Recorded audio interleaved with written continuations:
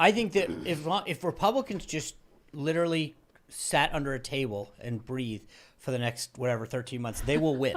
They need 6 seats. They're going to get 2 in Texas because of the 2 new districts. They get 1 in Florida, and there's a handful of others that are easily flippable because of redistricting.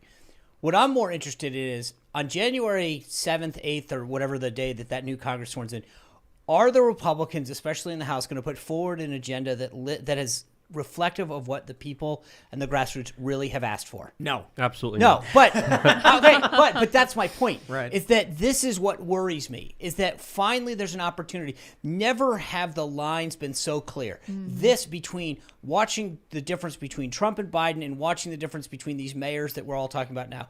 If you don't get it now, you're never going to get it, right?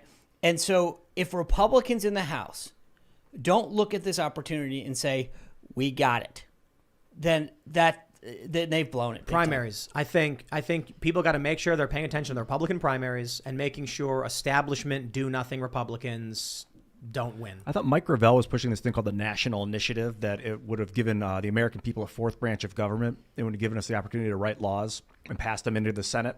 I think that's a good idea because these Congress people get in there and they get desensitized and disassociated from what regular people want. And why would we not have the ability to pass laws anyway?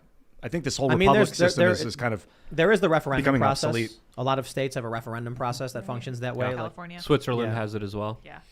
It's hard to say. I do think, like you mentioned, the Republicans, they're historically due to win.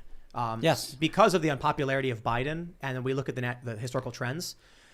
But I'm just not convinced because, like you said, if you don't get it now, you're never going to get it. There are a lot of people who are never going to get it. Now, there's a lot of reasons to think that things might flip.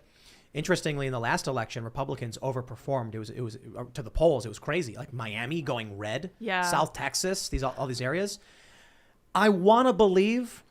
First, I want to believe that Republicans will take back the House, and I would love to believe, but I can't, that they would actually impeach Joe Biden for like all the Ukraine stuff. And I mean, the dude's got Literally scandals. everything. Yeah, Yeah. not the emails that have come out, him meeting with Hunter Biden's partners, sharing bank accounts. I mean, come on. Tim, you know what the Pick problem one. is that every time, the only time that I've actually, if you think back, the only time they've ever done anything effective is after 94, when there was a contract with America, and they said, we're going to do these things. And for 100 days, they did it.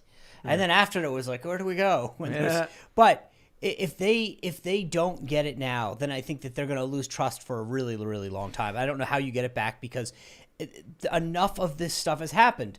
And I think that if what I've started to do is, as I bring people on the show, I'll say, are you committed to doing something if you get back the majority? Because they need to be held accountable. Yes. And that's the problem right now is they're going to get a pass. And I think that we need to start, what does that agenda look like?